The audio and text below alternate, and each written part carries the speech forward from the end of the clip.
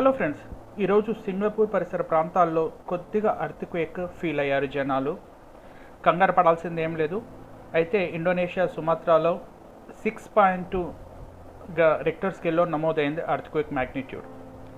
అయితే చాలామంది ఈ అర్త్క్వేక్ని అప్పట్లో వచ్చిన సునామీతో కొద్దిగా కంపేర్ చేసి కంగారు పడ్డారు. ఇండోనేషియాలో కొన్ని చోట్ల భవనాలకు విధ్వంసం జరిగింది. అయితే ఇప్పటివరకు అందిన సమాచారం ప్రకారం 2 చనిపోయినట్టుగా తెలుస్తుంది, 20 మందికి గాయాలైనట్టుగా తెలుస్తుంది. ఆల్రెడీ అక్కడ ఉక్రెయిన్ మీద రష్యా దాడి జరుగుతుంది.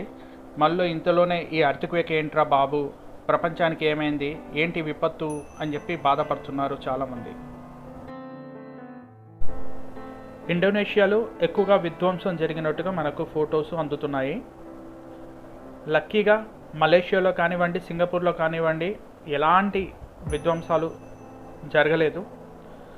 కాకపోతే అక్కడక్కడ వైబ్రేషన్స్,